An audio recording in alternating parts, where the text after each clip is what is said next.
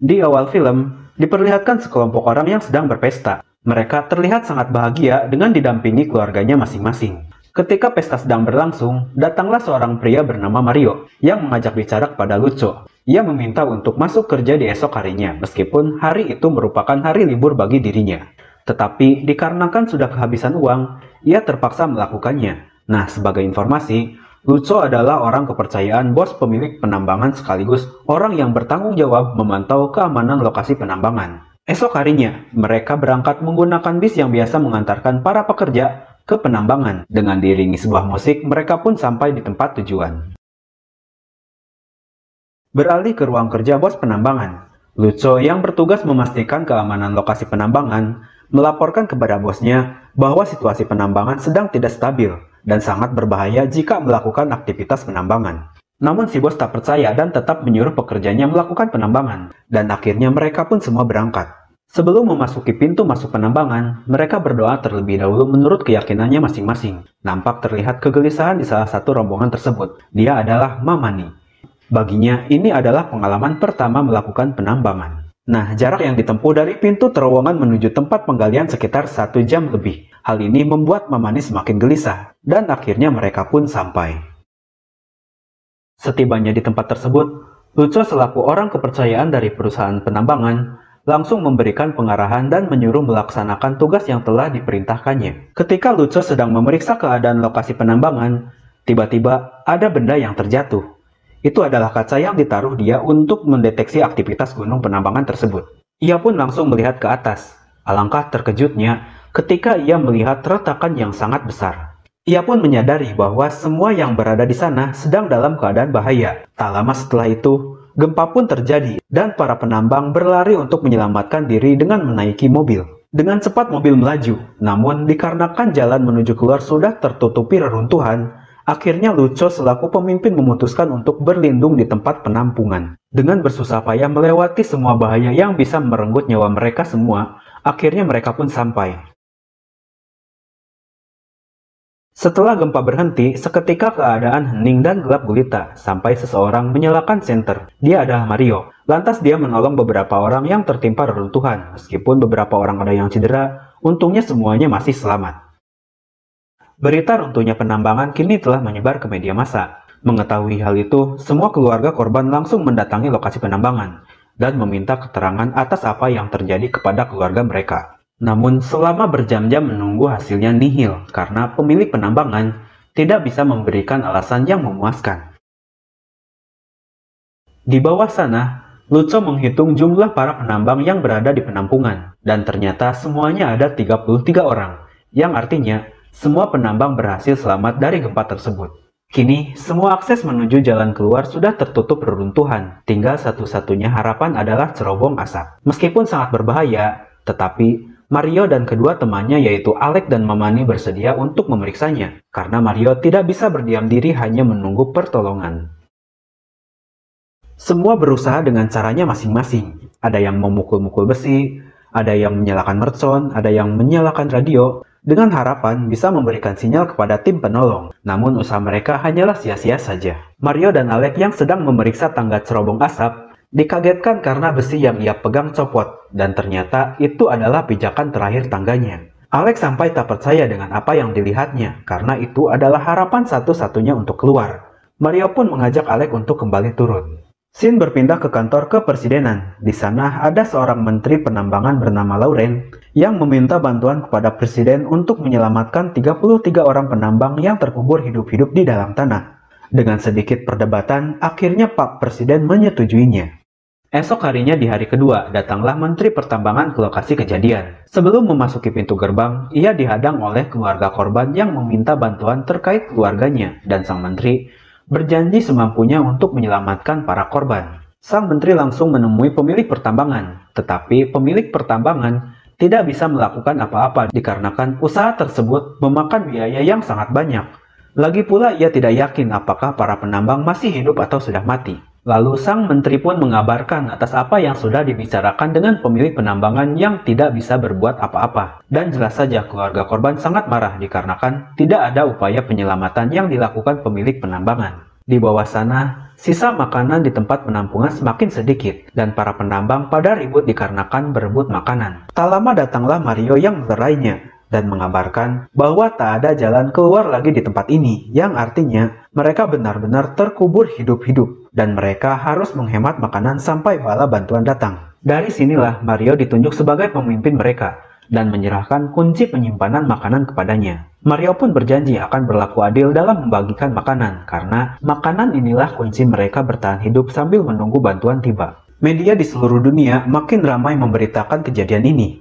Presiden pun yang tak ingin malu menelepon temannya yang ahli di bidang penambangan, yaitu Andre, untuk membantu sang menteri mengeluarkan 33 penambang yang terkubur hidup-hidup. Andre pun menjelaskan rencananya untuk mengeluarkan para penambang, yaitu dengan cara mengobor sebanyak-banyaknya di tempat yang agak berjauhan. Meskipun tingkat keberhasilannya hanyalah 1%, tetapi cara inilah yang terbaik untuk sekarang. Di hari ketiga, terlihat Mario sedang membagikan satu kotak susu untuk semua rekannya dengan seadil-adilnya, sampai ia meminta Lucho untuk melihat kembali bila ada yang tak sama. Mario mengatakan bahwa makanan berikutnya akan dibagikan lagi setelah 24 jam, yang artinya dalam satu hari satu malam mereka hanya makan satu kali. Kini alat-alat bor sudah didatangkan oleh sang menteri. Melihat hal ini, keluarga korban sangat senang, yang membuat harapan mereka kembali untuk melihat keluarga mereka yang terkubur hidup-hidup kembali bersama mereka. Penguburan pun dimulai, dan tak lama kemudian, para penambang yang terkubur mendengar suara bor yang sedang menggali. Semua para penambang merasa sangat gembira karena harapan mereka kembali hidup. Bahkan Mario berkata bahwa suara bor tersebut adalah suara terindah yang pernah ia dengar. Di hari kelima, sang menteri memberikan fasilitas untuk keluarga korban dengan menyediakan tempat menginap, memasak, tempat bersekolah, tempat kesehatan, dan yang lainnya. Hal itu diberikan sang menteri semata-mata hanya untuk menjamin keselamatan para keluarga korban yang sedang menunggu evakuasi penyelamatan para penambang. Di hari ke-8, makanan tersisa semakin sedikit dan air pun sudah habis, sehingga mereka harus menetralisir air yang kotor dengan alat seadanya untuk bertahan hidup.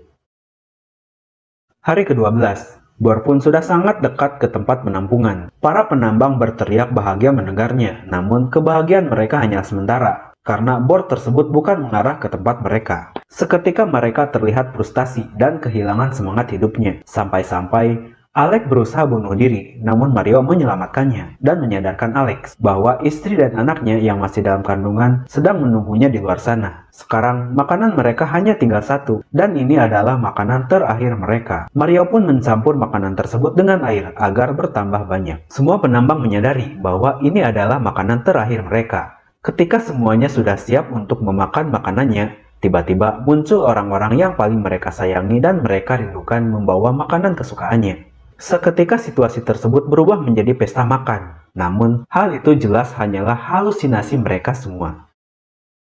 Andre pun sudah mulai putus asa karena usahanya belum membuahkan hasil, dan memutuskan untuk berhenti melakukan pengoboran, karena sangat begitu mustahil untuk menyelamatkan para penambang yang terkubur di bawah sana. Namun sang menteri tetap meyakinkan Andre supaya jangan pernah menyerah, karena keluarga mereka sangat menanti dengan penuh harapan, dan kitalah harapan mereka satu-satunya. Di malam harinya, semua keluarga berkumpul mendoakan yang terbaik untuk para korban yang terkubur di bawah sana. Andre pun melihat hal itu. Sang menteri yang ikut berdoa bersama keluarga korban terlihat sangat sedih. Lalu ia didatangi oleh seorang keluarga korban bernama Maria. Lalu ia mengobrol dengan sang menteri dan menceritakan pengalaman dirinya yang selalu gagal, seperti tak pernah belajar dari kesalahan. Namun ia tetap berusaha dan ingin berhasil.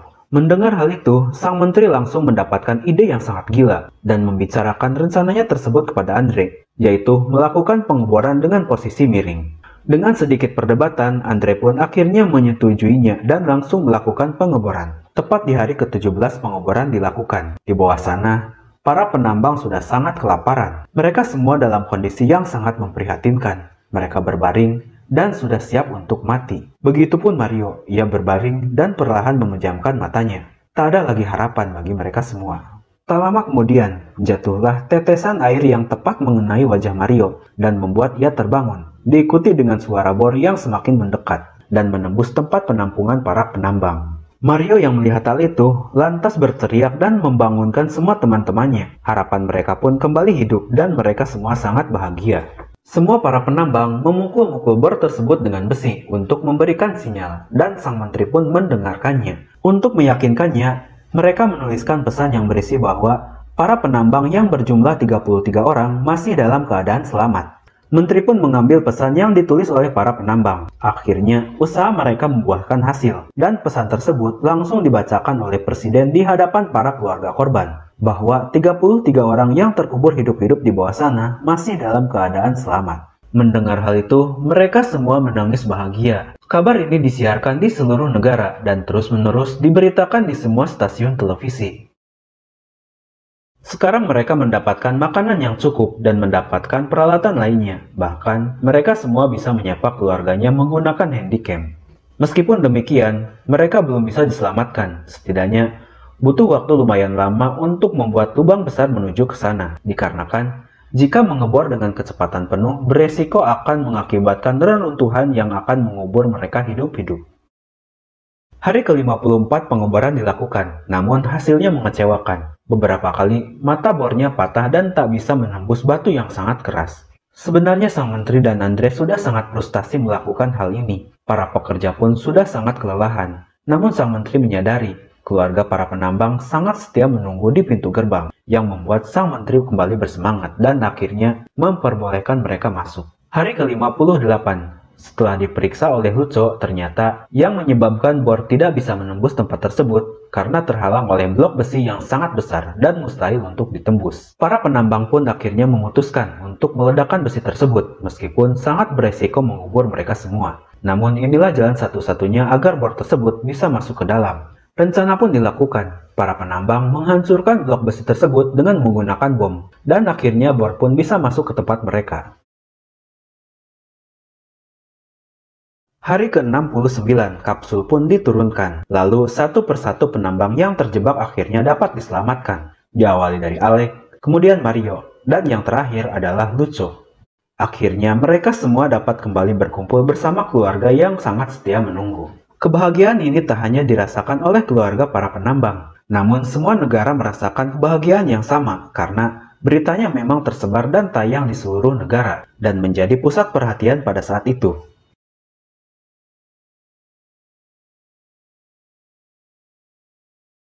Hingga saat ini, ke-33 penambang tersebut masih selalu berkumpul dan menganggap semuanya seperti keluarga.